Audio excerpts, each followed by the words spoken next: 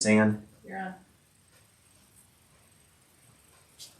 Hey friends, welcome to the My Smart Team market update. Yep. That's what we're calling That's it. what we're calling it. We're talking about what's happening in real estate in Jackson. And before we jump into what's happening in the market, where we think things are going, we wanted to talk about why on earth somebody who's not interested in selling their house, maybe you just moved in and you have no intention, or you didn't just move in, but you've lived there for 30 years and equally have no intention of selling anytime soon. Why on earth would you want to know what's happening in, in real estate?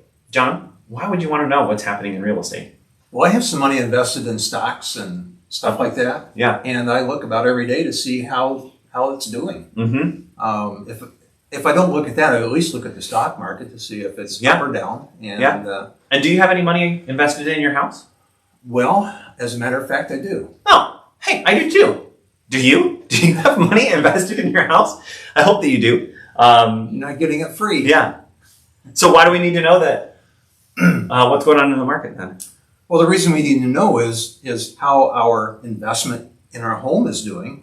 A home oftentimes is the biggest financial investment people make in their lifetime. Mm-hmm. It's important to take care of it and to watch what's going on with your investment. You know, is it going up or down, and what can you do to enhance that? Yeah. So that's one of the things that we want to do, is to coach people to make great decisions on owning their home. Yeah. Investing. So I know we got a few other investing things. and that kind of thing. Yeah. So if you are a homeowner, this is directly applicable to you. Mm-hmm. If you've been thinking about making a move, did you know that you get to bring the equity, most people get to bring the equity, bring the money out of their house one time? You've made a lifetime of investment, maybe 2 years, maybe 5 years, maybe we have a client who's lived in their house for 50 years and they're selling it after 50 years of living there. And it was so important to them to get every dollar out of their house. That's why they hired us. And that's why they hired us. It's true. I laugh, but it's true. So for them, it was a gigantic investment, and they only got to get the check, receive the check one time. Right. And fortunately, it's a great situation. They're able to move seamlessly, and they have a good chunk of money coming to them because they've made smart investments over time. So, you mean in their house they made smart investments? Yeah, they made smart investments in their house. With their house. Do you want to take 10 seconds and say what they did to make smart investments? Yeah. It was a little bit of a no-brainer for him. The couple we're talking about is builder and wife. They have an eye for design and a specific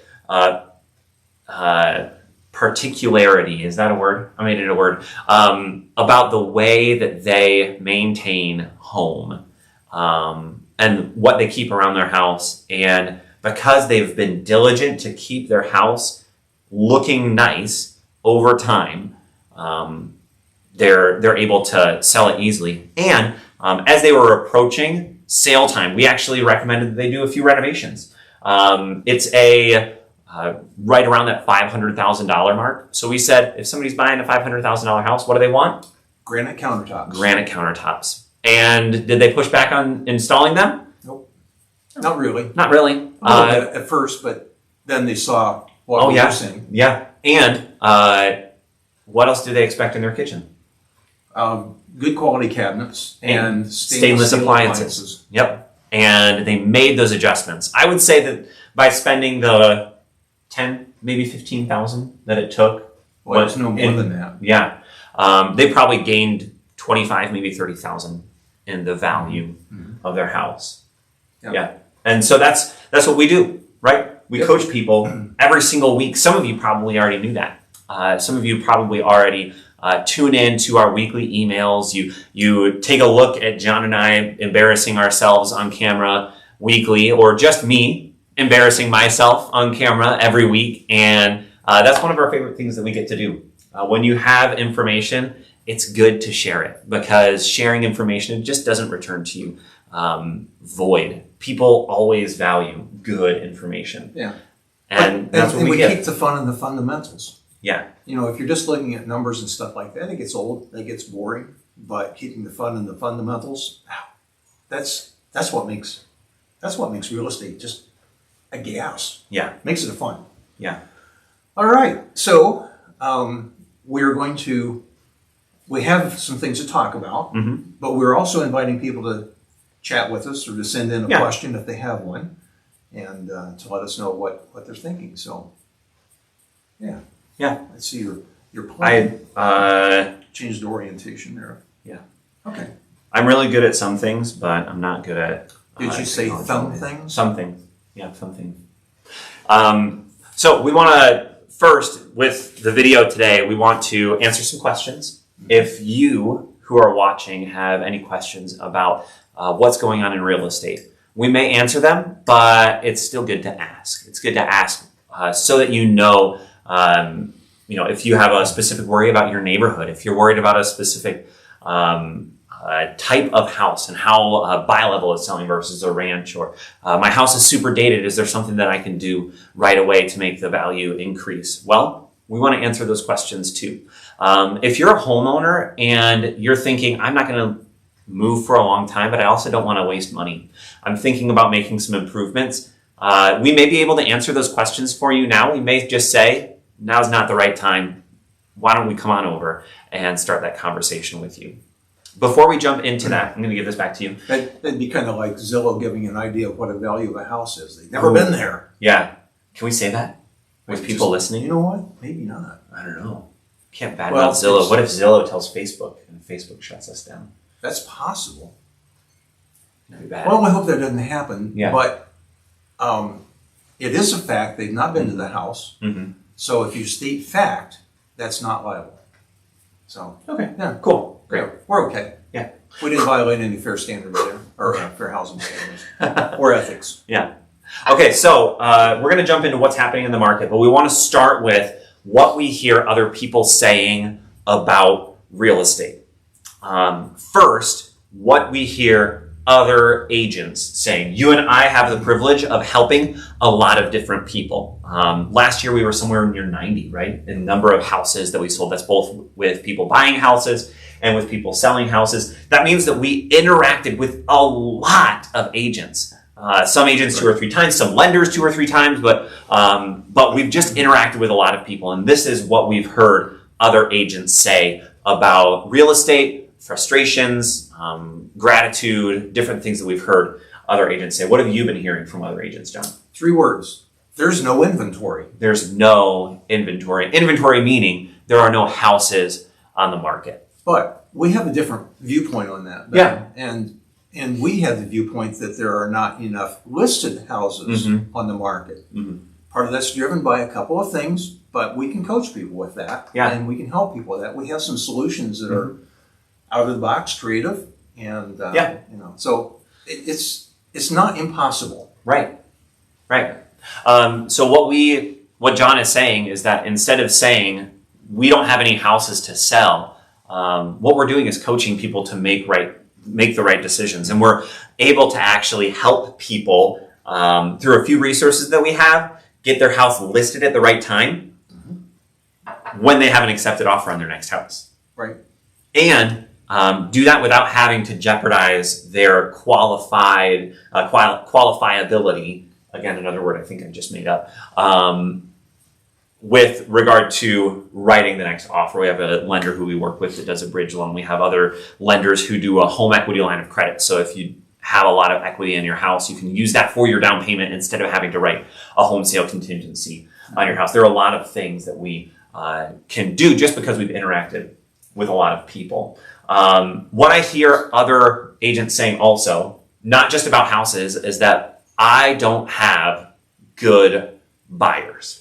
I don't have buyers who can beat other buyers at writing offers.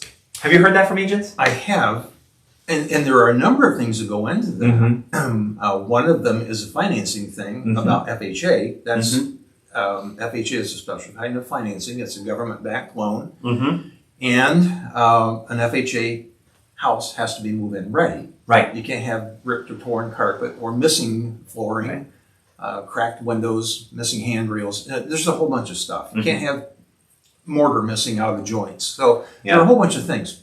That makes sense.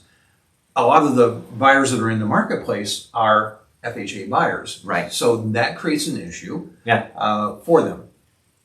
There's a, I don't know, I forgot what it was. That'll come back. Yeah.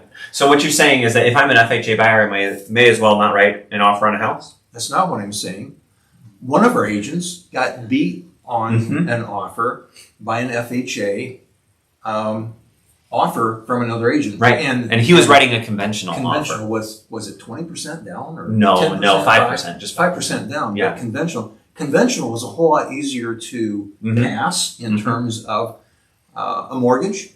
There's less red tape that the seller has to go through. Yeah, a lot less. The reason that it got accepted was they'd already been through another offer that somehow had an FHA appraisal. Yeah, and the buyer had left, but there was already an FHA appraisal.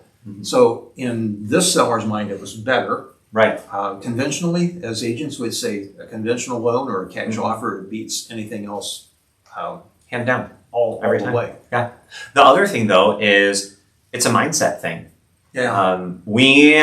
Part of what we do is coach not just homeowners to make good decisions, but we actually coach the realtors who are on our team. We together work at building systems by which we grow and attain a new degree of excellence. And what we've seen is that when we said, I'm sorry, but your buyers are the right buyers for you to be working with, we need to figure out how we're approaching the situation, because if your agent is telling themselves, I don't have good enough buyers, then what they're saying is, I am planning to lose. I'm planning to lose when I write the offer for you. So if they're planning to lose, they don't ask the important questions. We, same agent that we were just talking about, was able to beat an offer that was $15,000 better than his because he interacted thoroughly with the listing agent. He built rapport immediately after the showing. He asked a few key questions as soon as the showing was completed, as they were considering writing an offer. He asked about the agent. He asked about what the agent's goal was, what the seller's goals were, and asked what's the right scenario for them. Because he asked the questions, he found out that that seller had an accepted offer on another house, and the people whose house they were buying, they needed to still find a house. So the biggest thing wasn't the dollars, it was how long can the seller stay in their house before actually closing, or after closing, before moving out. That was so important to that seller. And because our agent had asked the right questions, had gone through the process, he was able to get these really incredible buyers that in the past hadn't been able to beat other offers. He was able to get them into the right house at the right time. So there are two things that have come to mind. One is, and it's not really germane to our topic, but it's FSBOs. Why would I hire an agent? I can put my house on the, put a sign in the yard and sell it. Well, that's true, you can, but we can 99.999999% guarantee that we'll get multiple offers at or above our asking price. And we know how to get the value so that we can get you a price that is right and not just a shot in the dark. The other thing is, and you mentioned a minute ago, that is writing an offer with a home sale contingency. We have ways of helping people avoid that. So that's another thing. You know, even with an FHA, that creates a level of difficulty that we have to work around. Our agent that did that offer did a great job with that. And then on top of that, if you have to put in a home sale contingency, you could put an offer $50,000 above asking price on a $200,000 house, and you may not get it because you have the home sale contingency. We have ways of helping and coaching our people with that particular scenario. So did you know that when you list a house for sale by owner on Zillow, you are capturing all of the eyes that are looking on Zillow? But qualified home buyers, the best qualified home buyers, are already working with an agent. Right. And they aren't always looking on Zillow. They're getting houses sent to them automatically through an MLS system that's specifically working with the multiple listing service, MLS, where all of the houses are put. So they're getting them sent to their email. A lot of people, when they start looking with an agent, stop looking online. Some people keep looking online, and that's a good thing to do. In fact, we coach our buyers, even if they're working with our agents, keep looking on Zillow. Send me Zillow links for houses if you find them. I'll work with any for sale by owner as long as they're willing to work with me. But if you're looking with another agent, they may say, I'm scared. I don't want you to click on the guy on the side. I don't want you working with another agent. I'm afraid that you're going to stumble out of relationship with me. And they'll say, stop looking online. Just look at the houses I'm sending you. And so people can miss out on a house that's listed just for sale by owner. You're not going to capture everybody's eyes if you just put a sign in the yard, and you're not going to capture everybody's eyes if you're just on one specific site, be that any number of the bigger sites. But our multiple listing service sends it out everywhere, every single site. And it gets updated immediately, Yeah. which is phenomenal. So the Yeah. information is brand new, it's fresh, and Yeah. it's reliable. Some of the other information that's out there on the internet is not reliable. So is there anything else besides Zillow that people can look at? HomeSnap, Yeah. HomeSnap, a number of sites, but all of them are apples to apples. right? They can look at our company Yeah. website, they can look at Realtor.com. But if you see something that you have an interest in, let us know. We'll be happy to help you with that. Yeah, absolutely. So let's pivot away from what we hear agents saying, what we hear our clients saying. Before we do that, the other thing we hear our clients saying is prices are going to drop. I'm waiting for prices to drop. I'm waiting for another crash to happen. I'm waiting for the bubble to burst. I'm waiting for the back end of the bell curve before I start buying things. And we're going to talk about that and why we think that maybe waiting isn't in your best interest. And so let's pivot away from what we hear other people saying to what we've seen, what we expect to happen in the future by kind of taking a look in the past. So, John, I was not an agent during the Great Recession, the last crash, the last time that the market bottomed out. You weren't even dry behind the ears. Well, barely I was. Barely. I had actually, at a young age, taken a hairdryer and dried it? And dried out, yeah. Okay. Yeah. It's a good thing you didn't shock yourself by dropping it in the water. Yeah, that's a very good thing for us all. Maybe. So I was around during that time. Yeah. And back in the late 90s, there was a stigma attached to losing a house in foreclosure. And there was a title company here in town that it was whispered around the table, did you know there are 2 foreclosures in our market? And it was quiet. I did look at our statistics today. There are 2 foreclosures in now. Back in 2007, when the crash started, and that crash wasn't due to inflated housing prices, it was due to bad lending practices. Right. So we'll talk about that too. Yeah. But when that happened, and I wish I could remember how many, we didn't have the stats available to us then that we have now in this format. We had an agent in our office that did nothing but Fannie Mae. Right. And Fannie Mae is one of the government backing lending institutions. So they collected only a portion of the foreclosures that were on the market. There were other companies. He carried between 72 and 104 listings from 2008 through 2011. Only foreclosures. Only foreclosures. He didn't have time to do anything else. Wow. I know that he would be in the office working at 2 a.m. He would be in there at 10 o'clock at night. He was working home. The man ran ragged. Yeah. There were that many foreclosures in the market. Ben, you could drive down any street and see sign after sign after sign in the yard. Yeah. We had over 3,000 houses on the market at that time. Yeah, and the majority were foreclosures. Oh, yeah. Wow. It was just an insane market. It was crazy. Yeah. Prices were great, but that was about the only thing that made it attractive. Yeah. So Ben, I said that was created by the mortgage industry, Mm-hmm. there were not a lot of guidelines. Yeah. People that are millennials now have heard of a. I've been a millennial my whole life. You know what? You're right. Yeah.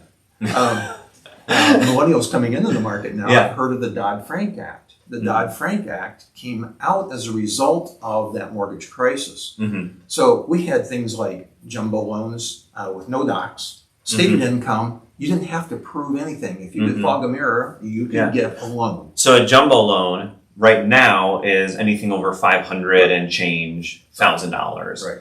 And a no doc loan means you're not bringing pay stubs or W-2s or anything like that to the table. So they're saying, I'm gonna lend you an absorbent amount of money, and you don't even have to prove. I'll just take your word for it that what you're making and the debts that you're declaring are accurate. One of the most bizarre stories I heard was a lady that worked at McDonald's in California, bought a $969,000 house. She worked 16 hours of work and made $9 an hour. She got a loan for that house. Of course, she never made a payment, and it was foreclosed on immediately. Sure. Yeah. But that was the market then. Yeah. So you had no doc, you had stated income. If you could fog a mirror, you could get a loan. Yeah. We had some. Did you? I could have gotten a loan, guys. That's great. The difference between the market then and now is you can't get a loan without proving income. Oh, okay. You can't get a don't know my loan finances. on I could stated get a income. loan if I wanted to. You can't get a loan on stated income. You have to prove that you can do that.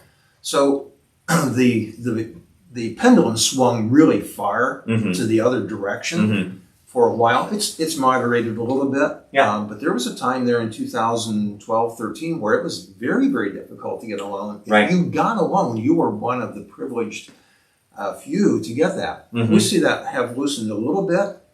But we won't have that kind of a situation again because there are too many safety systems built into the mechanism to get a loan. Right. So let's talk about some of those safety systems really quickly and then pivot into another part of our conversation. One thing that the Dodd-Frank Act established is the existence of the AMC theater, right? Now, I'm not talking about a movie theater. I'm talking about a group of companies, appraisal management companies that interact as a buffer between lending institutions and appraisers. Before a mediator. A mediator. Mediator. Before, you could call the lender and say, I just put a house in the market, or I've got an offer on this house and I need an appraisal at $150,000. Okay, let me get a hold of the appraiser. Hey, appraiser. I need it to be $150,000. And bingo, we got an appraisal at $150,000. Whoa!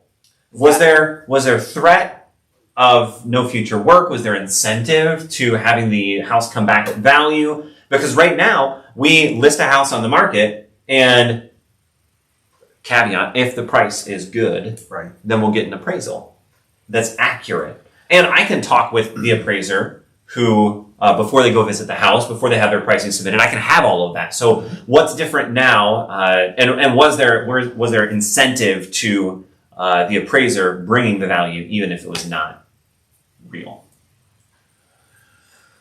That is a loaded question, Ben. That was part of what caused the mortgage meltdown was that people were, we need another hour to talk about that. Okay. So we don't.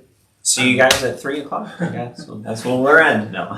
There was there were things where there were appraisers, realtors, and title companies in cahoots where they would buy a house for $20,000, maybe not do anything and put it back on the market and sell it for $120,000 to a straw buyer. The lender made money, the appraiser made money, the realtor made money, the bank got it in the shorts. Wow. That was a huge, huge issue. There was somebody that was in our area that spent time in the federal penitentiary for that particular thing. Wow. We had a general membership meeting, and at that general membership meeting, people go, yeah, but what about, and the presenter was from the state police, and he was from Detroit, and he said, we know what you're saying. We know who you're talking about. We have bigger fish to fry. Trust me, this is small potatoes. And everybody's going, what? That was the market then. Thank God it's changed. So now the lender does not know who the appraiser is. They do not have any contact with them, which is good. Yeah. You and I can have contact with them. We Right. can talk to them. Most of the time, the buyer's agent doesn't know who it is because the appraiser has to contact the listing agent to set up the appraisal. Right. So they don't even know who it is. So what you're saying is now because of this mediator, values are real instead of being inflated or imaginary. We are getting real valuations for real estate. We're getting real appraisals. What's interesting Yeah. about that, Ben, one of the statistics, we'll just mention that, is that right now the selling prices are higher than the listing price by about 107%, and they're appraising at that. Right. So again, it's still a real appraisal, but that's the market. Right. One of the things that we often see in real estate is a property is worth what somebody will pay for it. That's only so true. Yeah. Except for the appraiser has to do his work, and if an appraiser comes back and says it's not worth that, Yeah. okay, either the buyer has to bring additional money, the seller has to come down, or they meet in the middle with doing something. So it's a very, very different environment. So it's not walk in and sit down. In fact, who was it? We had somebody late last year that was amazed at how much paperwork they had to do to qualify for a loan. He said, the last time I bought a house, and it was like 30 years ago, he said, I walked in and 30 minutes later, I walked out with my loan docs. I mean, I was ready to go. Had no idea. Yeah. One of the other things is that the lender, now when they do their underwriting process, they are combing through literally everything about that buyer. And the day before closing, they do a verification of employment. Yeah. If that person is no longer employed, or they change won't get a loan. jobs, Right. they're not going to get the loan, and the deal's going to go away. Yeah. Yeah. So that's what we saw. That's the change between 2007 and 2021. So the synthesis of that is lending practices are better now than they were before. And as a result, here's what this is us. I used to have a crystal ball, then I realized it was just an 8-ball and was not spitting out accurate information to me. But based on what we know now, this is what we see happening in the future. This is where we see the market going. This is the good news for some, the bad news for others who have made their decisions based on certain criteria. And then I think we should tease this out a little bit. But what we see happening is that real estate prices are going to continue to increase. They're going to continue to go up. And they're going to go up in a healthy way.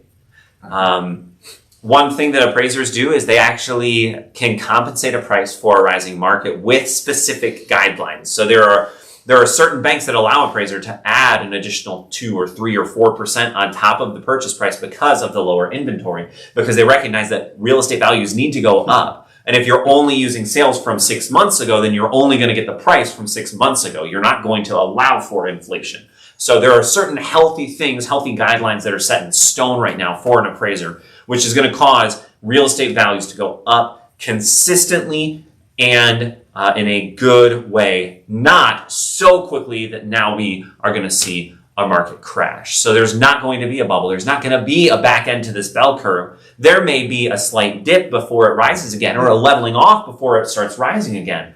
But we are seeing probably 3 years before a number of criteria lock into place and make the market shift down. And again, it's not going to be a drop. It's going to be a dip and then a rise again. So those things that are going to contribute to the eventual market dip, huge thing, interest rates. Interest rates are going to cause the market to dip just a touch. And then how we handle taxes, property taxes could go up. If property taxes don't go up, we know that income taxes are rising, which is going to mean that people are, as a consequence, making less money in their pocket and less qualified to buy houses. But let's talk about interest rates for a little while. What causes interest rates to go up and down, and why are they so low right now? I'm not a lender. Okay. I'm not qualified to answer that, other than the fact that we know it's tied to the Treasury. Uh-huh. And when bond prices increase, the rate goes down. When bonds drop, interest rates go up. I'm not sure why it's tied so tightly to bonds, but I know they're very, very secure. Right now, interest rates are being held down artificially. Artificially by the Fed. By the Fed. Right? Yeah. And what I've seen is that the Fed has said that they are not going to increase the interest rate of money that they are lending out for a number of years. Like I said, 3 years or so. Right. They're going to stay low, which means that buyers, specifically first-time home buyer or primary residence buyers, are going to have an interest rate that is below 4%, more than likely below 3.5%, and potentially even below 3% for a long time. Okay, Mr. Millennial. And those are stupid low. That's ridiculously low, right? It's almost free. What was your first interest rate for your house? The one I was telling you about this morning was 11%. 11%. That was in 1974. My favorite closing agent, she said that her first house was 18%. Her first mortgage ever was 18%. Now you can't even get an auto loan that's that terrible, right? Like you're talking about a car that's depreciating in value, and that's what she paid interest rate for her house. Now, the purchase price was lower, so the total interest accrued over the life of the loan was lower, but you're still 4% is practically free money. It's lower than the rate of inflation. Yeah. So Ben, here's the thing. Millennials have never seen an interest rate above 4%. And when the last time we had a little bit of an increase and it got up around 3.5 or 3 3/4, we heard millennials saying, interest rates are going up. Do you know what the average interest rate is over the last 80 years? No, but I bet you'll tell me. I could. Do you want to hear? No, let's just move on. I'm kidding, yeah. 6.8%. 6.8%. Yep. So when my mom and dad passed away, and when my mom passed away, we cleaned out the house. I found mortgages for them back in the 40s and the 50s. The lowest interest rate they ever paid on anything was 6%. Yeah. I was stunned by that. I thought, sure, that it would be 2, 3, 4%. Yeah. I found one note that was 9%. I had no idea. Well, first I had no idea they ever borrowed money. I thought they paid cash for everything. I had no idea. So what we have now, this is unprecedented. And for the amount of time that this has been this low, is phenomenal. When you came in, was it? It was about this low. That's what I thought. 4 1/4. It was 4 1/4. I've seen loans at 4 1/4. So, and those were, not ideal buyers. I was going to say, a lot of times you'll see a rate a little bit above 4, but it's because there's a little bit of a challenge with credit. Yeah. So, yeah. Yeah. So what we're saying, the synthesis of that is interest rates are historically low. They're going to stay historically low. And this is what happens. So if your interest rate is 2 1/4, 2.5, 2.75, which is also 2 3/4 to stay with the fractions that I was giving earlier, then you're able to, let's say you can buy a $150,000 house at that point. Right. You increase your interest rate to 3.5, and you're paying the same out of pocket every month for a $125,000 house. Right. So your buying power is far higher. So even though prices are rising, you're actually able to afford more house right now because interest rates are so crazy low. Buying power is phenomenal. Yeah. It's still cheaper, even though with the prices going up on houses, it's still cheaper to buy an existing home than it is to build a home because of the rising materials cost. Yeah. And we have examples of how that happens. So, right. So comments there? No, none. No. Okay. Well, thank you. How do we get to that? Somebody quoted a job. My son quoted a job, and it had been quoted at 3 $320,000. And then they had to provide a new quote because materials were up, and it was up to $380 just because of material costs with no other changes. So there's a lot of volatility in cost. We're also seeing land values. We're seeing land sell that hasn't been selling before, Right. and we're seeing it sell at good pricing. So it's just a phenomenal time to buy. You get a lot of value for your money. You have great buying power, and as you had indicated, there is.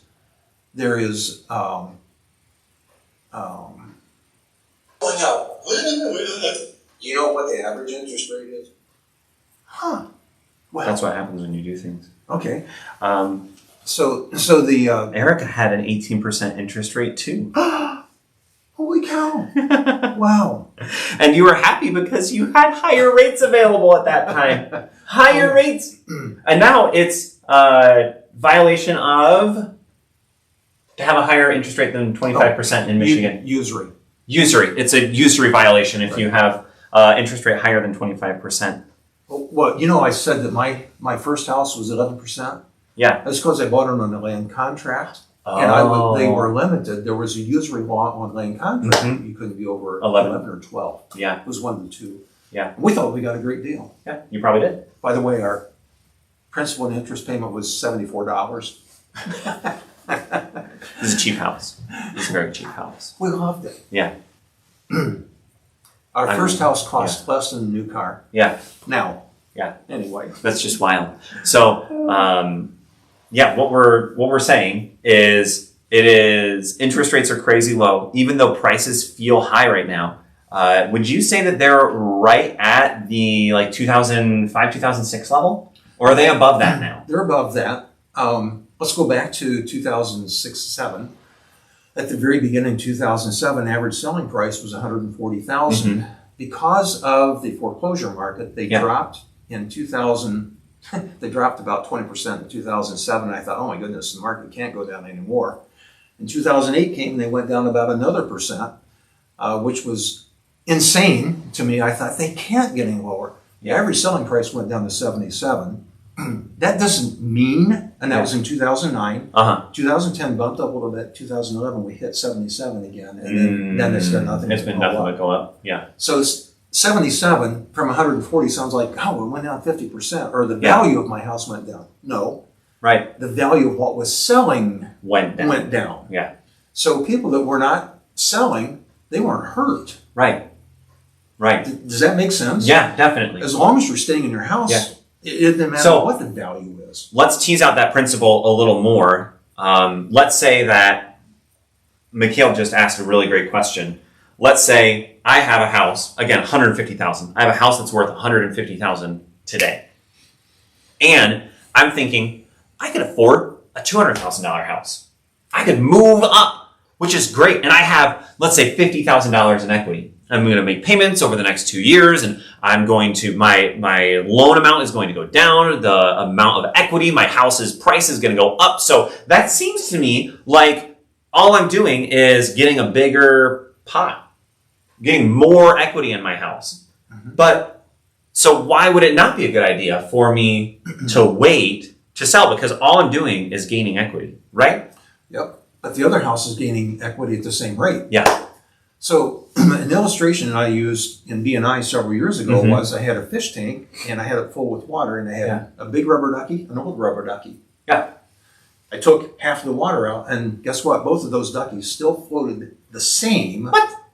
I know it's weird. Crazy. But they floated the same. So the analogy was, if I have a $300,000 house sitting on this pond of water and have a $150,000 house, and if the market dropped 50%, this is now 175. What was this? In 75. Yeah. They're still floating the same. So the percentage didn't change. It's just where the water level was. Right. So not waiting, and Jamie made a comment here that not waiting is a good idea. We agree with that, that you shouldn't wait because that house that you want to move up to is gaining value at the same, appreciating the same rate as the others. So Right. to So let's answer- say that you have a $100,000 house and a $200,000 house, and both of them went up 4%. Well, this one increased to 104,000, and this one increased to 208,000. Right. And then that keeps happening year over year. So then your equity gap that you're gaining, it feels like a never-ending cycle, but it's only true in a rising market. And right now, it is a rising market. Well, you know, one of the people that we follow is Brian Buffini. Yeah. And Yeah. his forecast for the year is that housing inventory is still going to be difficult to come by, not impossible. We just have to find them, and that the interest rates are going to stay down. He is expecting that the pricing is going to go up. Right. Lawrence Yun, the chief economist for National Association of Realtors, actually put a number to it. Mhm. I think it's always dangerous to do that because you're not going to be right. Getting it exact is going to be difficult. But he Right. put a rising mark for the year at 3%. Yeah. What we have seen, Ben, over the last 2 years is we've seen about a 20% increase in value. And one of the stats that we have with us today is for the month of March, we're up, I forgot what it was over 20%. Right. For the month of March over March. Right. You look at the long term over the year, I think that number was 12.9% Mhm. from a year ago to now. Yeah. Just absolutely That bananas. it's Yeah. crazy what's Yeah. going on. So if you're thinking about selling or not selling because, hey, I want to wait for 2 years and see what happens with the market, well, you're probably going to be disappointed. Now, I'll take the word probably. You're going to be disappointed because the value of what you want to buy is also going to go up. Right. So if the right house hits the market, you need to be ready to pull the trigger. Yeah. And I would say that that's the mistake that a lot of people are making right now. Maybe it's harsh to say mistake. What I'm anticipating, what I'm feeling, thinking, seeing is people are waiting to have a conversation with a realtor because they don't see the right house on the market yet. We have a few clients who are making those steps right now so that when the right house hits the market, they're ready to list their house right away. If you're thinking right now, you know, I'd really love to make a move, but there are just no houses on the market, so I'm not going to get ready to make a move, I would say that's a mistake. Because if the right house hits the market, you need to be ready to pull the trigger. And John, I've said this a few times. You push back on my wording on it, but I'll say it again and let you push back again. I think that in the early summer, we are going to see a flood of houses hitting the market because people's needs in real estate changed. And that need is, for many, no longer temporary. Between a number of families choosing to homeschool versus putting their kids in public school, a number of people being able now to work from home, so now they need office space. And I think I have 7 friends who are having babies this year. I think I have 7 different couples who are having babies this year. And I know a lot of people, but that's still ridiculous because they got pregnant during COVID because there was nothing else to do. So I can hear the nicknames. Yeah. COVID. Yeah. COVID. Yeah. Vidco. Oh man. Oh, brother. Yeah. So there are people's needs at home have changed. If you had a home that was able to accommodate an extra kid, or you had an extra bedroom that you converted to an office or into a schoolroom, then maybe your house is sufficient. But there are a lot of people who want to move that aren't because they don't see houses on the market. So prepare now. The payoff in the future is worth it. It's worth doing the work now, even if you have to redo some steps later on. So Ben, there's something that you are talking about. There's not enough houses in the market, and talking about people preparing. We really want you to talk to us because we have information about people who would like to sell but are thinking, oh my goodness, there's no place to go. There's nothing that we don't have anything. Right. Well, talk to us because once we get the dominoes started falling, things will fall into place. Yeah. So I'm not as afraid of that. And I don't think there's going to be a flood hit the market. That's the word he always pushes back on. I think we will see. When it rains, it pours. I think when it pours, it floods. I think we'll see an increase, but I think it's because of efforts of like-minded agents like us that are searching for them and doing some creative discovery to find people that are thinking about selling. Right. So we've got some stuff that's going on. So if you're thinking about it, talk to us. We've got some options. So there's a lot of stuff out there. We have a number of buyers who are older that are downsizing. Right. And a number of buyers who are younger that are upsizing. And that's just our personal network. So imagine if if the person living in your ideal home, your next home, decided to start talking to a realtor, and you decided at the same time to start talking to that realtor, and that realtor realized this is a match made in heaven, or had a 3-part transaction where this person needed to buy this house and this person needed to buy this house, and they all kind of swapped. Well, that's what's happening in the market all the time. All the time, people are saying, this house is the right house for me. I can work from home now, and so I want to move closer to family instead of living displaced in Oklahoma or Texas or California or China. If all of those people are deciding to make a move, that's all that's happening in the market. We just see a small pod of that. And I think that as people gain courage and continue to listen to agents who are saying, the right house is out there for you, we're going to find it, instead of agents who are saying, there's no house for you. Well, that's not true. The right house is out there. We may need to just go knock on the door or go write a letter to them. And we're already doing those efforts for our buyers right now. We're already doing things to introduce ourselves to new people so that those people understand what's going on in the market. And hopefully we can find a well-qualified buyer for their house. Let me reflect on one thing you said about not waiting, and this goes back to Jamie's comment. It's Jamie. James. It's Jamie. Jamie. Hi, Jamie. Hi, Jamie. Sorry.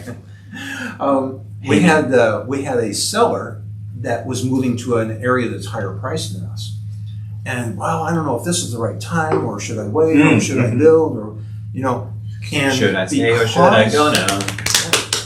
Maybe you should. Yeah, sorry. And so what happened, sit down. So what happened was, because the market there is, and we think the market's hot here, market was even hotter there, what they decided to do is, this is the time to do this, so we don't get caught in even a greater escalating market at a later time in that market. Right. So it made sense for them to do that. And I don't know if they're upsizing. I don't think so. No. But I think they're downsizing. Are they? Yeah. In terms of property. And potentially house size. Okay. But they have more finished space in the basement. Anyway. They went ahead and did that, and we had a buyer immediately for it. Yeah. We had a buyer from another agent that learned about the property because they talked to one of our buyers who we thought the house was right for. Right. So that, again, is just a small pocket. It's this little teeny tiny pod, but we were able to set up a deal for these people that they got to move when they wanted to. They're closing exactly when they wanted to. They got the price that they wanted. And this buyer is excited because they got a great house without competition that they get to move into at the right time for them, at the right price for them. And these deals are happening all the time on the market. And the price was higher than what we thought. Yeah. And it appraised. Yeah. It appraised. So it was an ideal situation for everybody. Those are going to continue to happen, which is why we're saying prepare now. Prepare now. Right.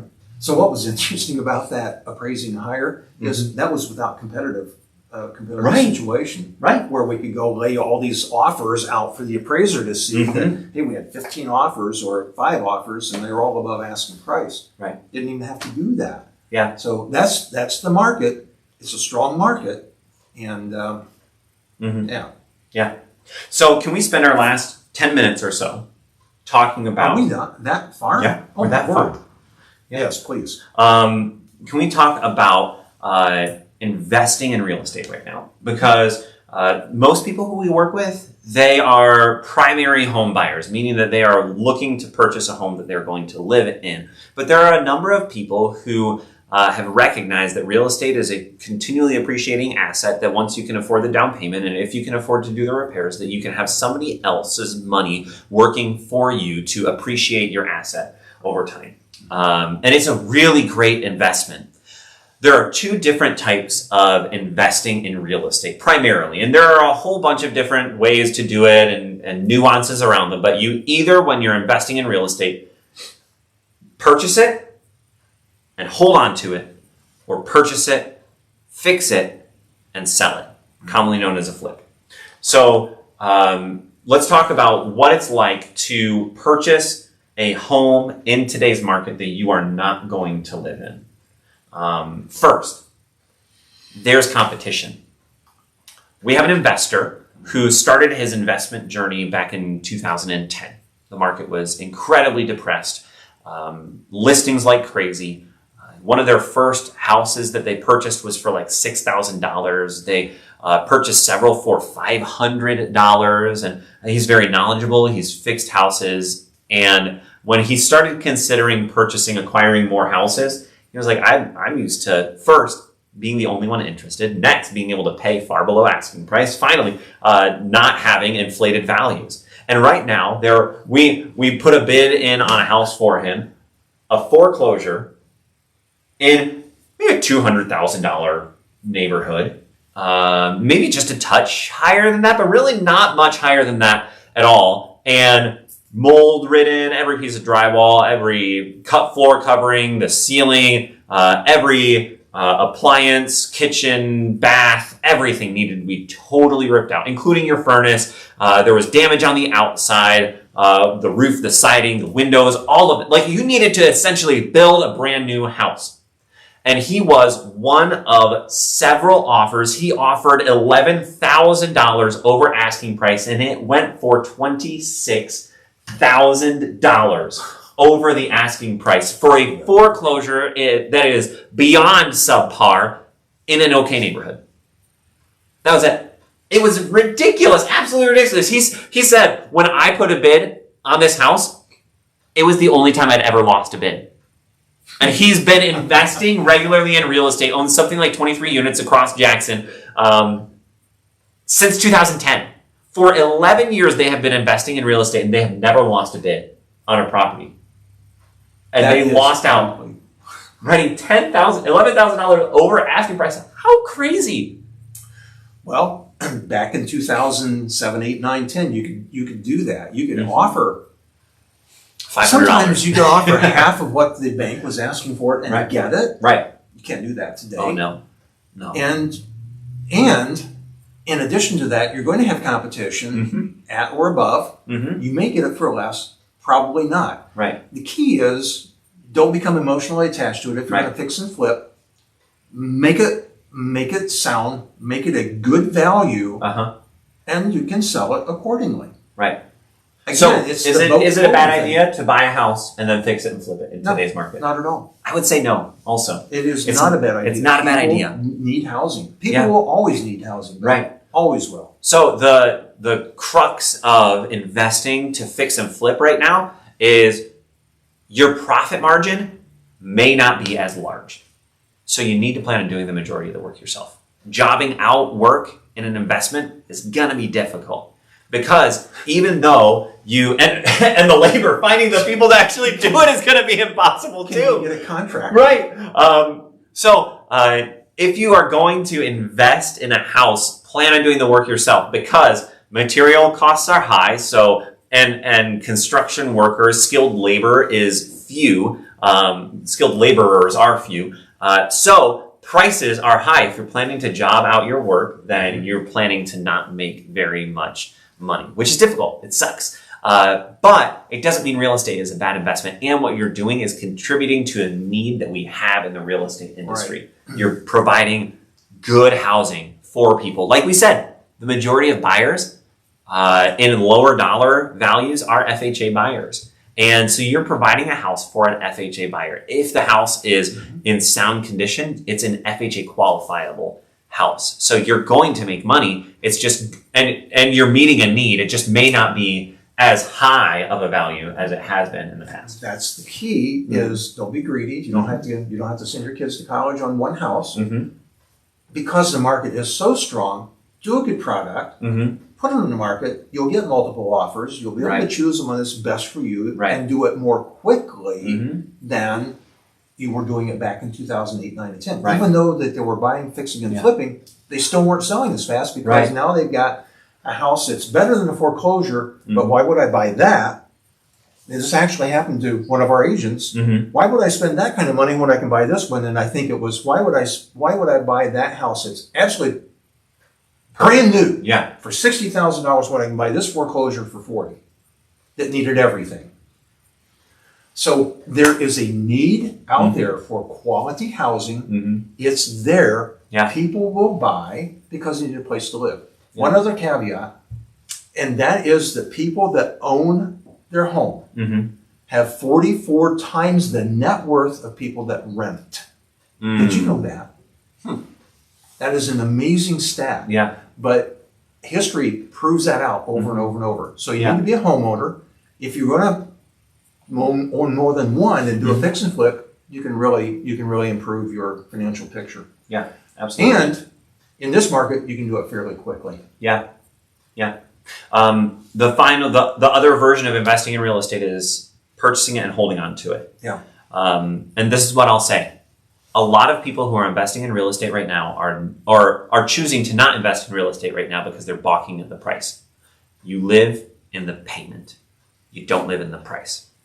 Because you live in the payment, you are still paying less per month than what you would if you purchased the house at a lower dollar value for a higher interest rate, with a higher interest rate loan. You live in the payment, not the price. And when real estate prices rise, so do rent prices. Right now, I own a rental property. Rent's going up. I own a rental property, and I have a friend who's searching for a rental property with his son. He said that he looked at a house that's apples to apples, similar to mine, $1,000 a month. My tenant is paying $850 a month.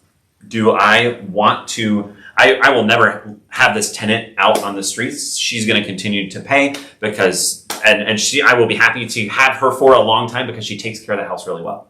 I don't have complaints about her. But the realization is, if I were to have this lady leave for whatever reason, I would be able to make $150 more every single month. And is that 3 bedrooms? 3 bedrooms, 1 bath in the city. There was a stat. I've got it here.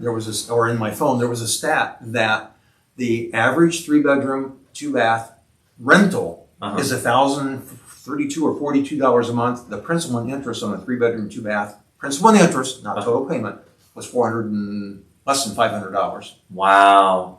Yeah. Now you still have property insurance and taxes. That's not PITI. It's just PI. Just pie. Only a slice of it. Not 3.14. Not the whole thing. No. Okay. We can't iterate down this because we have 5 more minutes, 3 more minutes, 2 more minutes, number of minutes. We have 2 minutes. So is it a good idea then to buy a house, hold on to it for a long time? Yes, because you're locking down an interest rate that is astronomically low. You have an asset that will continue to appreciate in value. So if rent prices start dropping, you still have this asset that somebody else has paid for over time, which is incredible. So is it a good time to invest? Absolutely. If you are fixing and flipping, yes, just plan on doing the work yourself. Is it a good time to invest? If you are holding on to it, yes, because even though you're paying a little bit more, your payment is still so low, so low. And that's a great thing. Is it going to be a good time to invest for a while? Yes, absolutely it is. Because the payments are going to stay low for a while still. Those are the last 2 things. That's investing. There is just so much, there's so much excitement and encouragement that we want you to feel as a result of what we've said today. The market is very, very strong, and we have a lot of skill and a lot of coaching that we can provide to you because we know that buying or selling can be overwhelming and complicated. We want to make it easy for you. We want you to have confidence when you buy or sell. We should talk, before we let them go, if you're thinking of buying and you have a house to sell, talk to us now. Because we can start to move those pieces. So is now a good time to buy? That's the final question. Absolutely. It is. You bet. Yeah. So like John said, all that we do on My Smart Team is help people navigate the complicated and overwhelming zone of moving, because we want you to move with confidence, and you deserve to move with confidence. If you are considering making that move, if you're considering stepping into that zone, we have the best team of qualified realtors who are going to navigate this process with you with a calm and level head so that you can be confident. What I've said to them is that you cannot bring people to confidence if you are not confident themselves. So we've done the hard work of making sure that our confidence is not just true in us, but also contagious to you. One thing that we do is that we coach people every single week. We coach people through a video in an email format and through a blog post. If you want to digest some information every single week that's going to help you become a better homeowner, buyer, or seller, we will send that to you every week. Just go to mysmartteam.com and scroll down one half little page and hit the subscribe button. Pass us your email, and we will continue to keep you informed so that you can be the confident homeowner that you deserve to be when you sell your house. We love real estate, and we'd love to help you love real estate as well. Thanks. We'll see you later. Thanks so much, guys. Bye-bye. Bye for now.